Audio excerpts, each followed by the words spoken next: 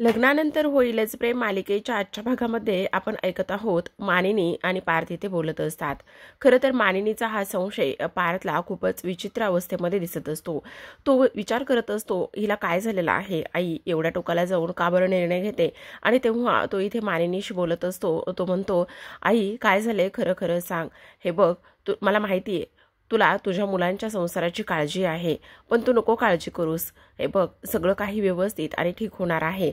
अगं तूच त्या दिवशी म्हटली होती ना। तेव्हा मानिनी म्हणते, मी काय म्हटले होते? अगं गणपती विसर्जना दिवशी तुला तुझ्या मुलांची काळजी आठवते मला। तूच म्हटली ना की इथे माझी आणि काव्याच्या संसाराची गाडी हळूहळू पुढे गेली पाहिजे। मग हे बघ आता मी मैत्री करायला तयार आहे आणि आमची मैत्री हळूहळू पुढे जातच आहे ना। आणि तेव्हा तू नको एवढं वाईट वाटून घेऊस। मला कळतंय तुला तुझ्या मुलांच्या संसाराची काळजी आहे म्हणून, पण ते सगळं व्यवस्थित होणारच आहे ना। हे बघ इथे तुझा मुलगा खूप हुशार आहे, तो तर प्रेमाने जग जिंकता येतं असं म्हणतेस ना तू। मग मला तर फक्त काव्याला जिंकायचं आहे आणि मी काव्याला नक्की प्रेमाने जिंकेल। तू नको काळजी करूस ह्या सगळ्या गोष्टीची। तर इकडे दुसऱ्या बाजूला पाहतो की जेव्हा नंदिनी समोर भास्करचं नाव येतं तेव्हा नंदिनी म्हणते, काय भास्कर काका? आणि तेव्हाच तिला तो सगळा क्षण आठवतो, तिच्यासोबत भूतकाळामध्ये झालेलं।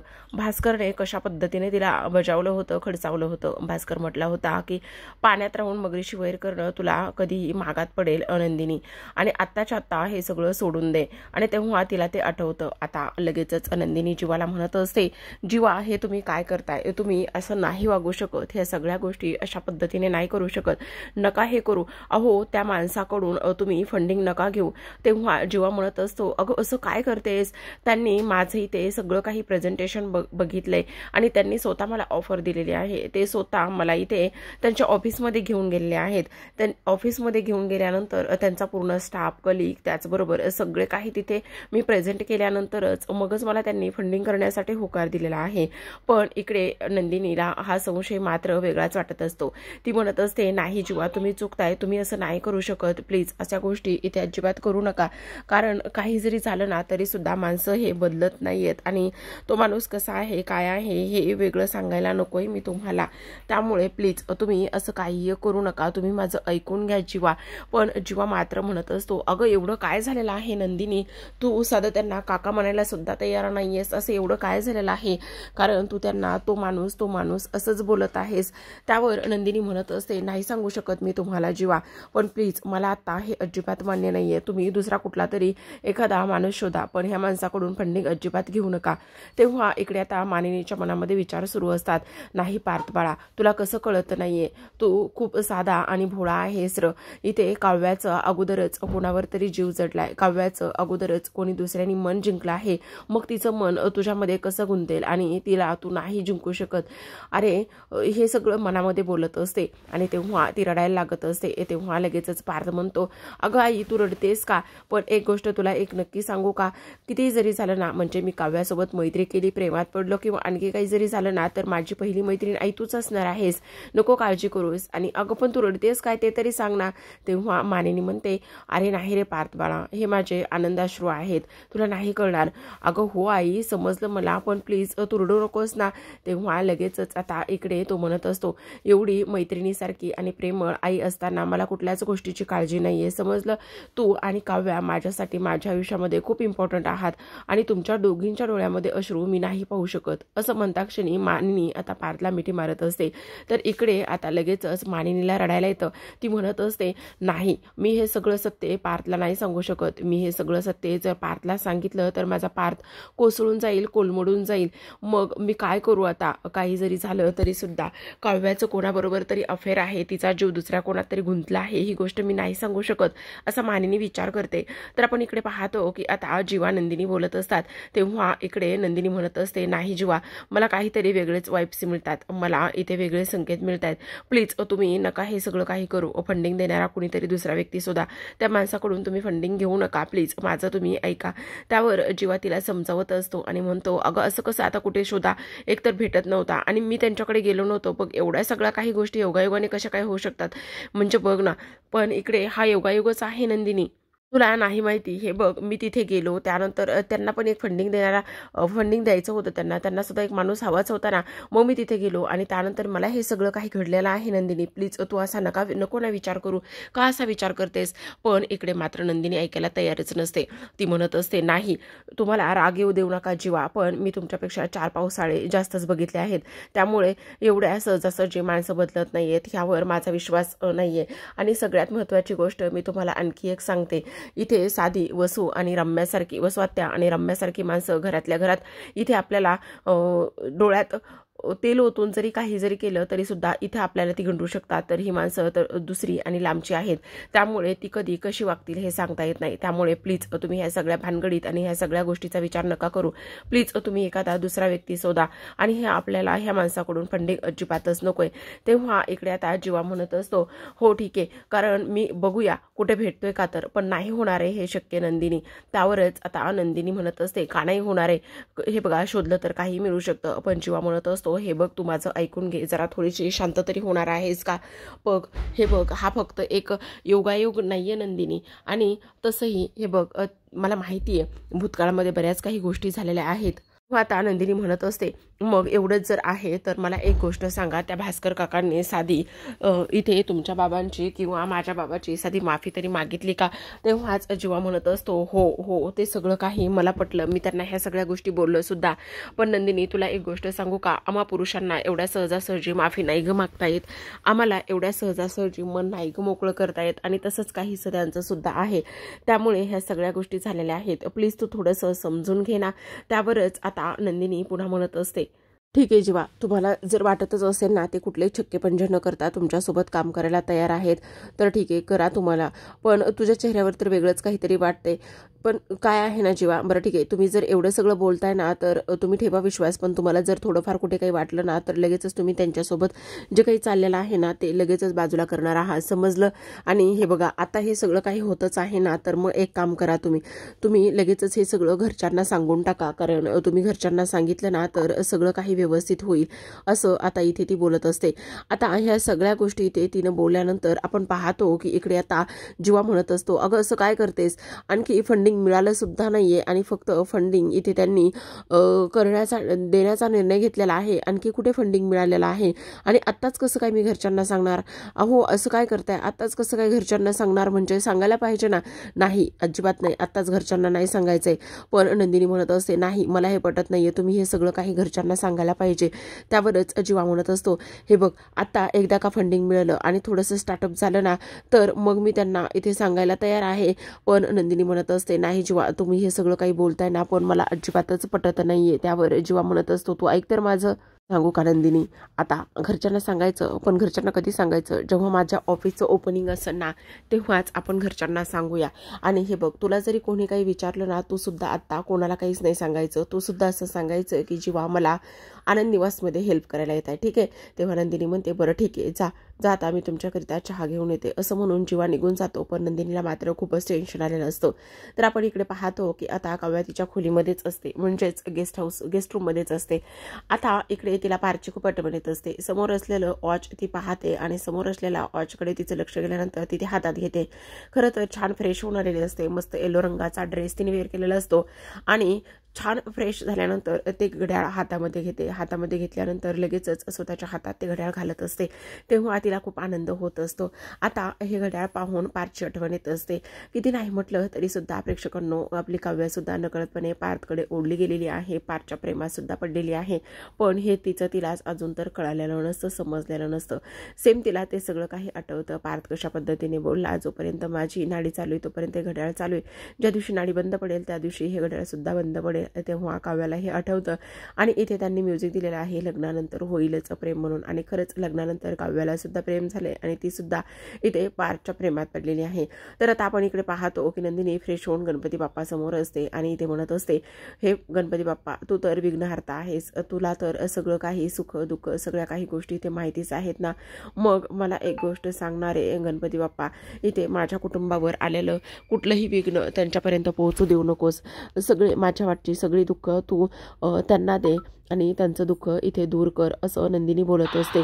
आता ह्या सगळ्या गोष्टी नंदिनी बोलल्यानंतर तेवढ्यातच तिथे युग तिथून चाललेला असतो आणि युग तिथून चालल्याबरोबर आपण पाहतो की आता लगेचच नंदिनी त्याला म्हणत असते, अरे युग तू कुठे चाललायस, हे घे आरती तरी घे ना.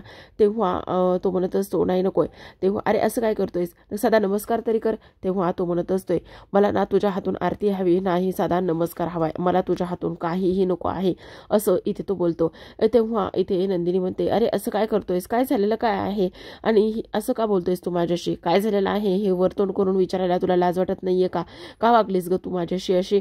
मी तुला माझं एक सिक्रेट सांगितलं होतं, तुला ते तुझं मी सांगितलेलं सिक्रेट इथे पोटात ठेवता नाही काल, का वागलीस तू अशी, बोल ना का वागलेली आहेस तू अशी असं इथे आता तो बोलत असतो. आता ह्या सगळ्या गोष्टी इथे बोलल्यानंतर आपण पाहतो की इकडे आता नंदिनी म्हणत असते, अरे तू हे सगळं असं का बोलतोयस, का नको बोलू, असं बोलू नको, असं वाटतंय तुला बोललंच पाहिजे असं, कारण इथे तू खूप जास्त चुकीच्या पद्धतीने इथे माझ्याशी वागलेली आहेस. अगं मी एक सिक्रेट सांगितलं आणि तू घरच्यांना सगळ्यांना सांगितलेस, तुझ्यापेक्षा ती इथे मला रम्याताई परवडली. रम्याताईला सिक्रेट सांगितलं असतं तर कमीत कमी इथे तिने तरी कोणाला सांगितलेलं नसतं. तू खूप चुकीची वागलेली आहेस आणि तू खूप एवढी चुकीची वागल्यानंतर इथे या पद्धतीने तू असं का केलेलं आहेस असा इथे ती विचार करत असते. त्याचबरोबर आपण पाहतो की आता इकडे मात्र युक्तीच्यावर अरडाओरडा करत असतो, चिडचिड करण्याचं काम करत असतो. ते नंदिनीला रडायला येत असतं. तो म्हणत असतो, आता तुझ्यामुळे मी कॉलेजमध्ये गेल्यानंतर माझी पॉकेट मनी बंद होईल आणि आता मला सगळे मित्र माझ्यावर वॉच ठेवतील आणि काय म्हणतील की हा तिकडे जाऊन अफेअर करत होता, हे तिकडे जाऊन हा ह्या सगळ्या गोष्टी करत होता असं सगळेजण म्हणतील ना. हे सगळं आणि सगळं फक्त तुझ्यामुळे झालेलं आहे. आज इथे तू माझ्यासमोर खरंच येऊ सुद्धा नकोस आणि अगदीच कोपरापासून तुला दंडवत, कोपरापासून इथे मी तुला माझ्यासमोर न येण्यासाठी रिक्वेस्ट करत आहे, समजलं तुला. त्यावर नंदिनी म्हणत असते, अरे तू असं काय करतोयस, माझा हेतू तसा नव्हता आहे बघ, उलट घरच्यांना सगळं काही गोष्टी व्यवस्थित समजाव्यात आणि सगळं व्यवस्थित व्हावं म्हणूनच तोच माझा हेतू होता ना, फक्त प्लीज तू ऐकून तरी घे माझं. पण युग मात्र काहीच ऐकून घेत नाही आणि तिथून रागानेच निघून जातो. आता नंदिनी तशीच तिथेच उभी असते. तेवढ्यातच तिथे आता रम्या वसू येतात आणि तिथे रम्या वसू आल्यानंतर त्या नंदिनीला म्हणतात, काय मग आम्हाला आरती देणार नाहीयेस का. आता लगेचच नंदिनी थोडी शांत होते. खरं तर इकडे मात्र रम्या आणि वसूने युगचं आणि तिचं बोलणं ऐकलेलं असतं आणि त्याच गोष्टीचा इथे फायदा घेऊन नंदिनीला बोलत असतात. तेव्हा इथे आम्हाला आरती देणार नाहीस, काय झालं तुला, आम्हाला ह्या अशा कपड्यामध्ये बघून थोडासा त्रास होतोय का. पण त्याचं काय आहे ना, आता आमची शिक्षा माफ झालेली आहे आणि आता आमची शिक्षा माफ झालेली असल्या कारणाने तुला आता आम्ही रोज अशाच कपड्यामध्ये दिसणार आहोत, समजलं. तू त्याची काळजी अजिबात करू नकोस, अशाच कपड्यामध्ये तुला आम्हाला पाहावं लागणार आहे. आता इकडे लगेचच रम्या म्हणत असते, अगं आई असं का करतेस, तिला त्रास होत असेल आपल्याला पाहिल्यानंतर. पण इकडे आता लगेचच वसू म्हणत असते, आई बघ ना, युगची हिने एवढी बाजू घेतली पण युगने काय केलेलं आहे, हिला तर गुलीगत धोकाच दिलाय. हो त्रास होतोय का ग नंदिनी, काय आहे ना युगच्या बाबतीत एवढं सगळं काही झालं, एवढी तू त्याची बाजू घेतलीस पण काय झालं. आणि काय गे नंदिनी, उगाचच ह्यामध्ये आम्ही काही केलेलं नाही आहे, नाहीतर येशील तुझी तलवार आमच्याकडे घेऊन आणि आमच्याकडे तुझी तलवार फिरवशील, समजलं. तेव्हा आता नंदिनी चिडते आणि म्हणत असते, बाद झालं, खूप झालं. आता इथून पुढे जर माझ्या घरच्यांकडे वाईट नजर जरी करून पाहिलं किंवा माझ्या घरच्यांना त्रास देण्याचा जरी प्रयत्न केला ना, तर गाठ माझ्याशी आहे. आता आम्ही तुम्हाला शिक्षा नाही देणार तर सरळ सरळ घराबाहेर हाकलून देईल, समजलं तुम्हाला. असं म्हणून आता नंदिनी रागातच तिथून निघून गेलेली असते. गेलेल्या नंदिनीला ह्या दोघीजणी फक्त पाहतच असतात. नंदिनीने यांना इथे चांगलाच खडसावलेलं असतं, त्यामुळे ह्या दोघींची तर बोलती बंदच झालेली असते. पण आता त्यावर सुद्धा वसू म्हणत असते, अच्छा असं करणार आहेस का, फक्त आजचा दिवस, उद्या तुझ्या आयुष्यामध्ये असं काही वादळ येणार आहे ना, त्या वादळाला तू कशी सामोरी जातीस आणि ते वादळ कसं तुला नष्ट करते, उद्ध्वस्त करते, हेच ह्या वसूला आणि रम्याला पाहायचं आहे असं इथे ती बोलते. तर इकडे दुसऱ्या बाजूला आपण पाहतो की आता सगळेजण डायनिंग टेबलवर नाश्त्यासाठी बसलेले असतात. नंदिनीला आनंद निवासमधून फोन आलेला असतो आणि ती म्हणत असते, हो चालेल ना, वेडिंग अॅनिव्हर्सरी नाही 10th अॅनिव्हर्सरी असं टाकायचं आहे त्या केकवरती, चुकून वेडिंग अॅनिव्हर्सरी वगैरे असं काही टाकू नका काय, असं म्हणूनच आता नंदिनी फोन ठेवते. तेव्हाच मानिनी म्हणत असते, अगं कसली तयारी आहे नंदिनी, काय चाललं काय आहे? तेव्हाच नंदिनी म्हणते, अहो आई काय आहे ना, आता आनंद निवासची 10th ॲनिव्हर्सरी आहे आणि आनंद निवासची 10th ॲनिव्हर्सरी असल्या कारणाने इथे सगळी तयारी सुरू आहे, केक वगैरे ह्या सगळ्या गोष्टी. आणि तुम्हाला सांगू, मला सुद्धा आता तिकडे जावं लागणार आहे. त्यांचं काय असतं ना, कपडे घालण्यापासून तर सगळं काही माझ्याच आवडीनुसार आणि मला विचारल्याशिवाय ते काही करत नाहीत. तेव्हा मानिनी म्हणते, खरंच नंदिनी प्रत्येक गोष्टीमध्ये प्रत्येक कामामध्ये किती उत्साह दाखवतेस ना गं तू, म्हणजे ते काहीही असो, घर असो, ते आनंद निवास असो, आणखी काही असो. त्यावर नंदिनी म्हणते, अहो असं काय करताय, आनंद निवास म्हणजे माझं दुसरं घरच आहे की नाही, असं ती आता इथे मानिनीला सांगत असते. तेव्हा मानिनी म्हणत असते, हो ग अगदीच बरोबर बोलतेस. तेव्हा इकडे आता लगेचच नंदिनी म्हणत असते, आई तुम्ही सुद्धा याल ना, पार्थ तुम्ही सुद्धा याल ना. तेव्हा इकडे आता मानिनी म्हणते, हो ग नक्कीच येण्याचा मी प्रयत्न करेल. तर इकडे आपण पाहतो की आता पार्थ जो आहे तो इकडे तिकडे पाहत असतो. खरं तर त्याला काव्याची वाट बघायची असते आणि तो इकडे तिकडे शोधाशोध सुरू करत असतो. तेवढ्यातच नंदिनी मुद्दामूनच पार्थचे कान खेचण्याचा प्रयत्न करत असते, त्याला मुद्दाम डिवचण्याचा चिडवण्याचा प्रयत्न करत असते.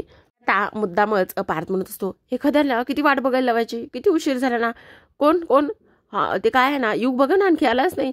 हो युग ना, बघा ना आणखी आलाच नाहीये, खरंच ना. पण काय आहे ना पार्थ, तुम्हाला एक गोष्ट सांगू का, वाट बघण्यात पण वेगळीच मजा असते हा. तेव्हा पार्थ म्हणत असतो, कसली मजा असते वाट बघण्यामध्ये, हो बघा ना किती वेळ झाला, आणखी यायला पाहिजे ना काव्याने. नाही नाही, मी युगबद्दल बोलते, हो कळते ते आम्हाला. आणि इकडे पार्थ म्हणत असतो, हो बघा ना काव्या आणखी आल्याच नाहीत. आता इकडे नंदिनी म्हणते, हो तुम्ही काव्याची वाट बघताय आणि आम्ही दोघी तुमची मजा घेतोय हे आम्हाला कळतंय ना. आणि तेव्हाच पार्थ म्हणतो, आता तुम्ही ना काव्याचा विषयच काढलाय ना, तर मी पटकन जातो आणि काव्याला बोलून आणतो. आता मानिनी मनातच म्हणत असते, उगाचच नंदिनी कशाला बरं इथे पार्थची मजा घेते, एकतर तो काव्यामध्ये गुंतत जायला नको म्हणून मी त्याला दूर ठेवते आणि नंदिनी इथे मजा घेते. आता लगेचच पार्थ म्हणत असतो, मी जाऊन बोलून घेऊन येतो. तेव्हा लगेचच आता मानिनी म्हणते, अरे तू कशाला जातोयस, भरल्या प्लेटवरून उठणार आहेस का, आणि इथे सविता देईल ना तिला वरती नाश्ता देऊन. तेव्हा इथे पार्थ म्हणतो, अगं असं कसं, बरं दिसतं का ते, बरं आपण खाली त्यावरती, नाही मी बोलूनच आणतो.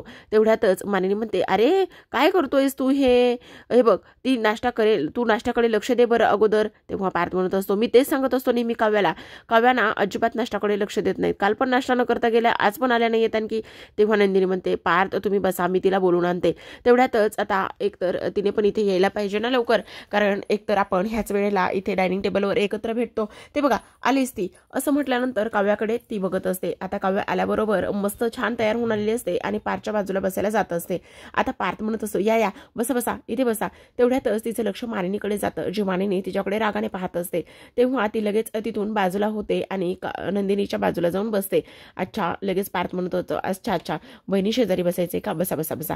आणि लगेच काव्य तिथे बसते. आता पार्थला नाश्त्याची प्लेट वाढलेली असते, जी पार्थ उचलतो आणि लगेचच काव्याला देतो. म्हणत असतो, हे घ्या नाश्ता. तेव्हा आता काव्या म्हणते, अहो पार्थ काय करताय म्हणजे, घ्या नाश्ता घ्या का, तुम्हाला पण हा तुमचा आहे ना. तेवढ्यातच पार्थ इथे काव्याने घातलेल्या ड्रेसला वाव असा लुक देत असतो आणि वाव किती सुंदर दिसताय असं सांगत असतो. काव्या तेवढ्यातच लाजलेली असते. तर इकडे हा नाश्ता तुमचा आहे, ही प्लेट तुमची आहे ना, असं मी दुसरी घेते. पण इकडे लगेचच आता पार्थ म्हणत असतो, एक काम करा या, तुम्हाला एवढंच वाटते ना, या आपण एकत्र खाऊयात, नाश्ता करूयात या. तेवढ्यातच आता मानिनी लगेचच पार्थसाठी दुसरी प्लेट भरते आणि ती लगेचच पार्थच्या पुड्यामध्ये ठेवत असते. आता इकडे मात्र लगेचच हे दोघं एकमेकांकडे पाहतच असतात. इथे पार्थला तर खूपच अवघडल्यासारखं झालेलं असतं. तेवढ्यातच रम्या वसू आलेले असतात. रम्या आल्याबरोबर मोठ्या तोऱ्यातच सुनीताताई म्हणून आवाज देत असते. आता ती जोरात ओरडलेली असते. तेव्हा मात्र काव्यालाही इरिटेट होतं. काव्या लगेच म्हणत असते, एवढं ओरडून सांगायची काही गरज नाहीये, त्या इथंच तर होत्या ना. हे सगळं ऐकल्यानंतर रम्या म्हणत असते, तुला मध्ये बोलायची काही गरज नाहीये, तू एवढी घरभर किंचळत असते तेव्हा, तुझा एवढा मोठा लाऊडस्पीकर चालू असतो तेव्हा आम्ही तुला बोलतोय का, नाही ना बोलत, मग आता तुला ह्या सगळ्या गोष्टी बोलायची काय गरज आहे, आम्ही सुनीता ताईला बोलत होतो, समजलं तुला. आणि हे बघ तू तुझ्या लायकीत राहायचं, उगाचच नाही तिथे बोलायची गरज नाही. तेव्हा आता पार्थ म्हणत असतो, रम्या हे बघ आपण एक दुसऱ्यांशी बोलताना थोडंसं भान ठेवून बोलावं आणि जरा नीट बोलावं. तेव्हा वसू म्हणत असते, अरे पार्थ, काव्याला आता इथे मध्ये बोलायची काही गरज होती का, रम्या इथे सुनीताताईशी बोलत होती हे तू विसरतोयस का, आणि काय गरज होती काव्याला इथे मध्येच बोलायची. तेव्हा आता पार्थ म्हणत असतो, रम्या आणि वसू ओ स्वात्या, तुम्हाला आणखी एक गोष्ट मी सांगतो. तुमची शिक्षा जरी माफ झालेली असली तरी सुद्धा तुमचे कारनामे इथे बंद झालेले नाहीयेत. त्यामुळे मी तुम्हाला स्पष्टपणे एक गोष्ट सांगतो की इथून पुढे बोलताना आवाज हा लहानच आणि बारीकच असला पाहिजे. ते कोणाशीही बोलताना, समजलं? तर आपण प्रेक्षकांनो उद्याच्या भागामध्ये पाहणार आहोत. आता इकडे रम्या म्हणत असते, आई तू काही म्हण, पण मला खूपच टेन्शन आलंय. मला तर हे नक्की वाटतंय की इथे काव्या आणि तेव्हा मानिनी मामीमधलं नक्कीच काहीतरी बिनसलंय. नक्कीच काहीतरी त्यांच्यामध्ये असं सिक्रेट आहे की ज्या त्या आपल्याला सांगत नाहीयेत, पण ते सिक्रेट आपल्याला शोधून काढायचंच आहे. असं इथे आता रम्या आणि वसू बोलत असतात. तेव्हाच वसू म्हणत असते, मानिनी काव्याकडून खूपच दुखावलेली आहे असं तर हे स्पष्टपणे दिसत आहे. काही जरी झालं तरी सुद्धा आता इकडे नंदिनीच्या आयुष्यामध्ये उद्या तर खूपच मोठं वादळ येणार आहे आणि त्या वादळाचा नंदिनी कसा सामना करते ते बघायचं आहे. तर इकडे आता जीवा छान तयार झालेला असतो आणि जीवाने भास्करला फोन केलेला असतो. खरं तर त्यांना आता इकडे जे काही त्यांचं ओपनिंग वगैरे आहे काहीतरी असतं आणि त्याच्यासाठी एक जागा हवी असते आणि ती जागा पाहिजे असल्या कारणाने इथे आता जीवा भास्करला म्हणत असतो, तुम्ही नका काळजी करू, माझ्याकडे खूप चांगली आणि एक मोठी जागा आहे. असं म्हणता क्षणी तिथे नंदिनी येते. आता नंदिनी तिथे आल्याबरोबर ती म्हणत असते, काय चाललंय काय हे सगळं काही, आणि तेव्हा तुमच्याकडे कोणती जागा आहे असं म्हटल्याबरोबर जीवाची तर बोलतीच बंद होत असते. तो फक्त नंदिनीकडे पाहतच असतो, कारण आता नंदिनीला एकतर तो भास्कर अजिबात आवडत नसतो आणि त्याचबरोबर इथे जीवा असं काहीतरी बोलतोय. त्यामुळे नंदिनीने आता केलेला प्रश्न, जीवा त्यावर काय उत्तर देईल आणि कसं नंदिनीला कन्व्हिन्स करीन ह्या सगळ्या गोष्टीसाठी पाहूयात उद्याच्या भागामध्ये. तोपर्यंत तुम्ही पाहत राहा लग्नानंतर होईलच प्रेम या मालिकेचा पुढील भाग.